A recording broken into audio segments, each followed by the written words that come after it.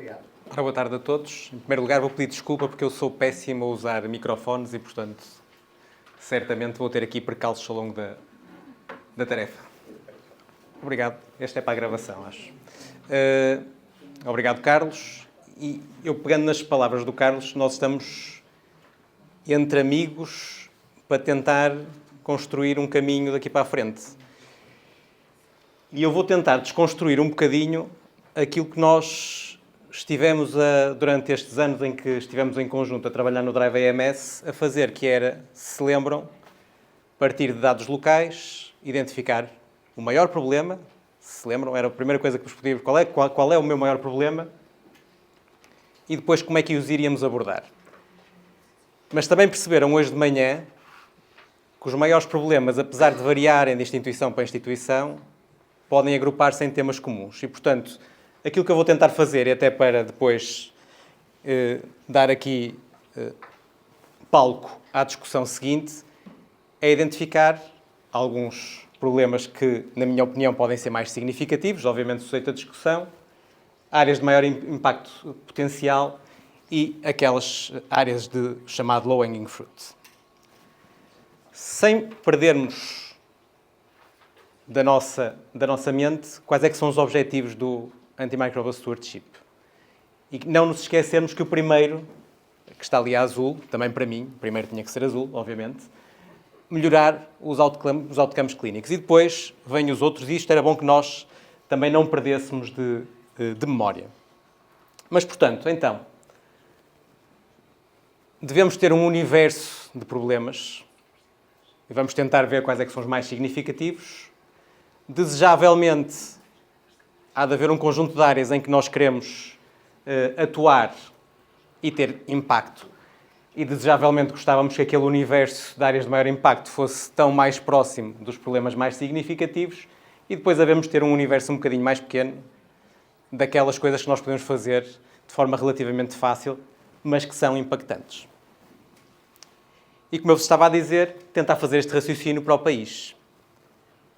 Mas fazer o raciocínio para o país significa pensar que o país tem hospitais, tem comunidade e tem cuidados com idosos, long-term care facilities, ou os nossos cuidados continuados, se lhe quisermos chamar. E, portanto, eu ia tentar abordar um bocadinho estas três partes. Vou começar por coisas que o professor José Artur Paiva certamente achará um bocadinho redutor, que é olhar para os dados de consumo.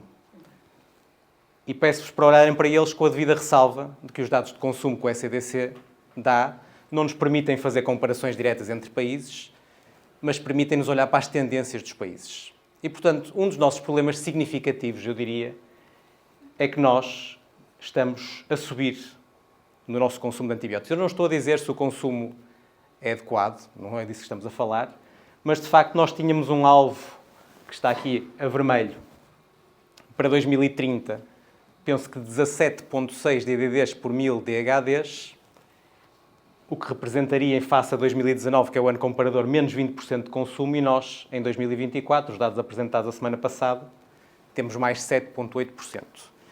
Será que este problema é igual em todos os contextos? Semelhante. No hospital, reparem, está sempre a verde, a linha de Portugal. Este aumento, nestes 6 anos, é de quase 30%. Mais uma vez, eu não estou a dizer se isto é adequado ou não, é a nossa tendência. E na comunidade a tendência é semelhante. Reparem que nós estamos a subir. Andamos sempre abaixo da média europeia, mas agora, em 2024, cruzamos e estamos ligeiramente acima da média europeia, com aumentos de consumo na ordem dos 6%. Mas acho que se calhar concordamos todos, e já vamos ver depois na mesa redonda, que talvez nos preocupe menos que este consumo, ou aliás, preocupa-nos mais do que este consumo global e que este peso de consumo, preocupa-nos como é que consumimos os antibióticos. Que dados é que nós temos sobre isso? Podemos usar mais uma vez o ECDC e a classificação AWARE. Outro dos objetivos a 2030 da Comissão Europeia é que os países estivessem todos em 65% da barra verde.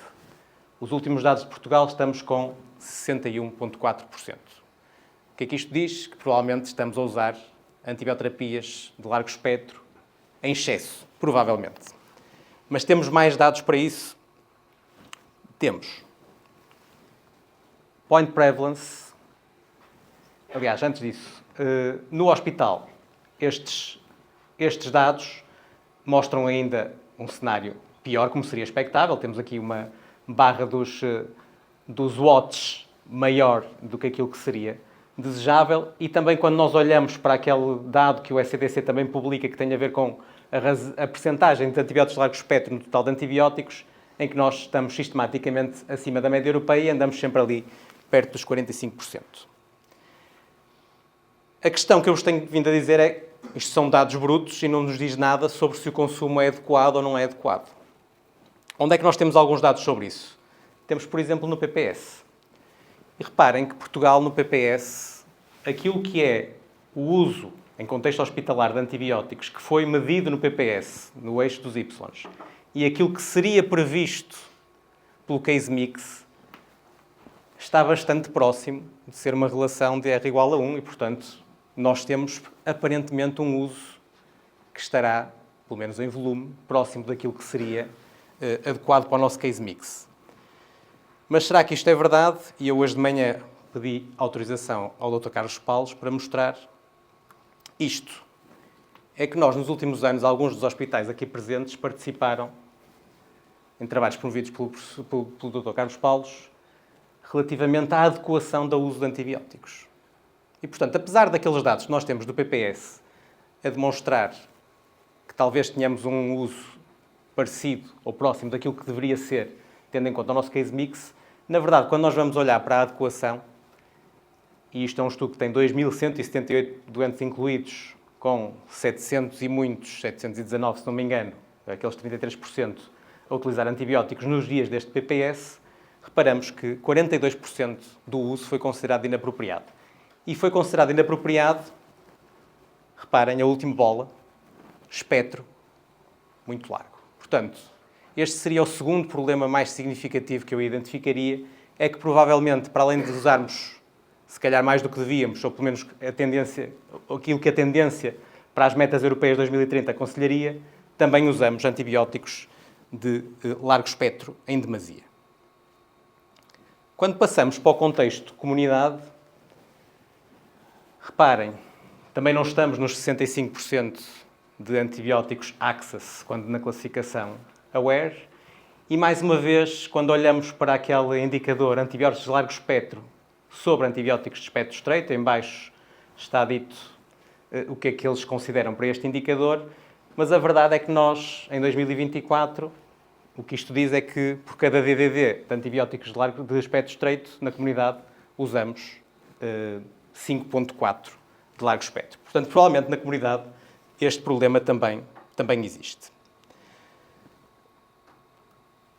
Agora, os dados são curtos e este seria outro dos problemas significativos, mais significativos, que eu identificaria. É que nós não temos uma informação assim tão boa, pelo menos para fazer um diagnóstico e uma fotografia do país que nos permitisse orientar as nossas políticas ou definir quais é que são os nossos alvos prioritários de intervenção.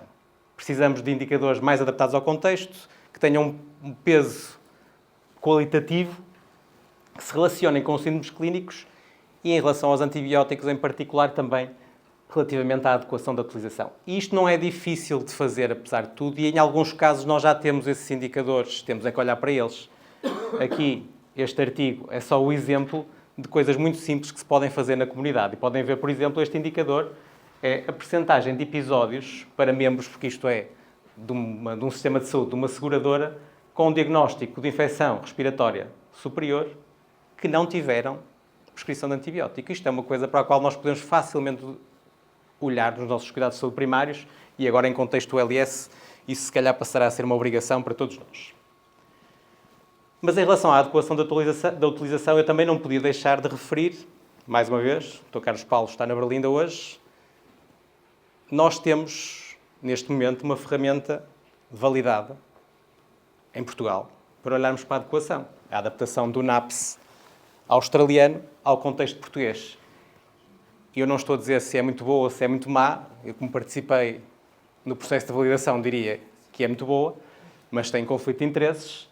Mas temos, de facto, uma ferramenta e que, se calhar, temos que pensar em usá-la para não estarmos só a falar de volume de antibióticos e podemos falar de adequação ou não adequação. Ainda nos problemas mais significativos, eu tinha-vos dito que havia 3 contextos, faltam-me falar do contexto de cuidados continuados. Os dados, se calhar, são mais escassos, mas olhando para os dados do inquérito de prevalência ALT 4, em Portugal, a utilização de antibiótico neste point prevalence 5,1%, mas para mim aquilo que me salta mais à vista é que 65% das prescrições são para ITU. Isto não nos parece nada a casuística habitual das infecções mais comuns.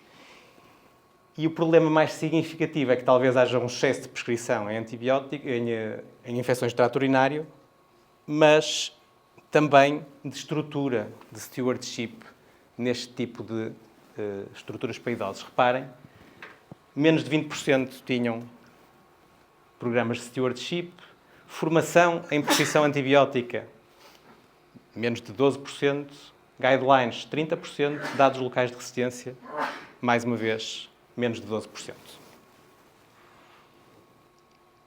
E agora, dando o salto passamos os problemas mais significativos. Vou recordar aquilo que eu considerei, até para a discussão seguinte. Consumo elevado, consumo de largo espectro. Provavelmente precisamos de melhores indicadores e, nos cuidados continuados, provavelmente precisamos de melhor estrutura e também de atacar este problema da ITU. Pensando nas áreas de maior impacto potencial, nós gostaríamos muito de conhecer bem o suficiente o problema para podermos usar o princípio de Pareto. Portanto, atacarmos os 20% de causas que nos dariam 80% de impacto. Mas eu tendo a achar que nós não conhecemos assim tão bem o nosso terreno que nos permita fazer isto e, portanto, fazemos uma aproximação. E o que é que nós sabemos de características de uma intervenção ou de áreas de intervenção em stewardship que têm mais impacto? São aquelas em que há um grande desfazamento entre a prática habitual e as melhores práticas da evidência científica.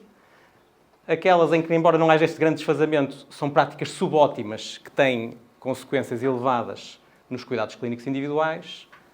Depois, as situações em que há um grande volume de doentes, são tipos infecciosos comuns. E, se tivermos prioridades regulatórias ou administrativas. Se pensarem, por exemplo, num sucesso português, porque há muitos sucessos portugueses, nós às vezes temos de vergonha de dizer isto, mas há muitos sucessos portugueses, e um sucesso português é a utilização de quinolonas. Se vocês pensarem, alinha quase tudo. Reparem, desfazamento entre a prática, porque já se sabia há muito tempo que se calhar usar quinolonas não era assim a melhor coisa do mundo, elevadas consequências de efeitos adversos, estava a ser dada para síndromes infecciosos comuns num grande volume de doentes e alinhou-se com haver empowerment legislativo de restrição. Portanto, quando nós queremos identificar áreas de maior impacto potencial, pensar nestes 4 pontos. E então, eu diria que a área de maior impacto potencial que eu conheço é atuarmos na comunidade. Porquê? Volume. Certo? Daqueles critérios que eu estava a dizer há pouco. Nós sabemos que a larga maioria do consumo dos antibióticos está na comunidade. Sabemos que provavelmente há um desfazamento grande entre os usos recomendados e o uso real. Depende das séries, e há aqui 3 estudos, alguns que já muito velhinhos, mas com estimativas que vão entre 33% e 64% de uso inadequado nas infecções respiratórias, que são 60% a 70% dos motivos de utilização. Portanto, há aqui muita margem para melhoria. E também sabemos, mais uma vez, que temos elevada utilização de antibióticos de largo espectro, até para aquelas infecções comuns respiratórias, como é o caso da amoxicilina, em detrimento da amoxicilina. Quando olhamos para o hospital, eu diria que a nossa maior área de impacto potencial tem a ver com a utilização de antibióticos de largo espectro. Eu estive a dizer até há pouco. E isto porque nós também sabemos do PPS que nós mudamos pouco o antibiótico. Nós fazemos pouca descalação. 70% dos doentes que estavam sob antibioterapia no dia do PPS não tiveram nenhuma alteração no seu curso. Nós não temos 70% de doentes que não temos informação microbiológica. Se calhar não temos em todos, mas não são 70%.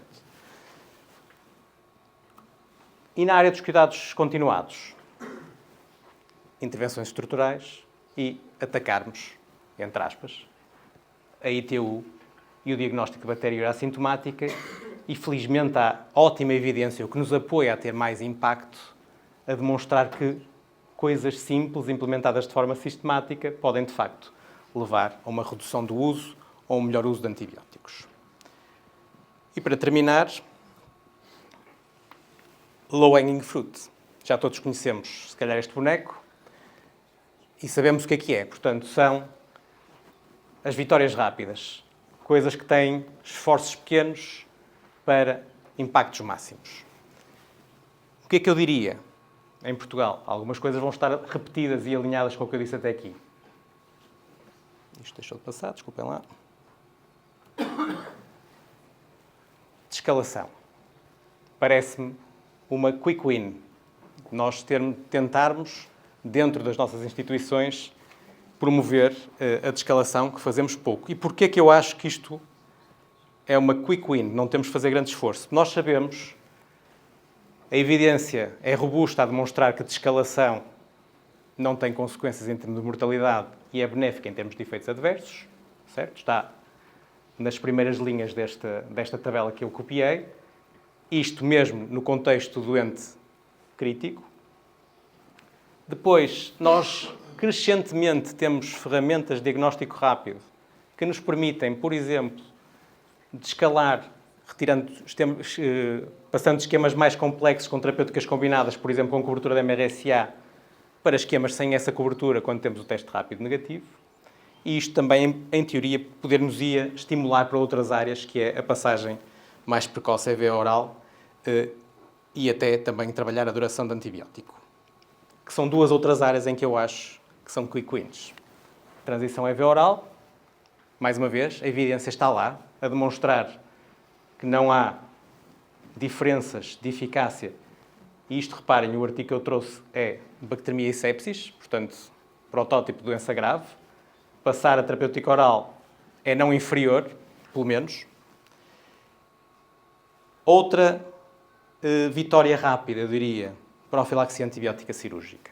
Já houve aqui um ou outro projeto que abordou essa área, mas reparem que no último PPS nós continuamos a ter 1/3 dos doentes com mais de 24 horas e eu diria muitos que estão aqui no azul também não estarão certos, porque a regra não é 24 horas, a regra é toma única, talvez não devamos esquecer-nos disso.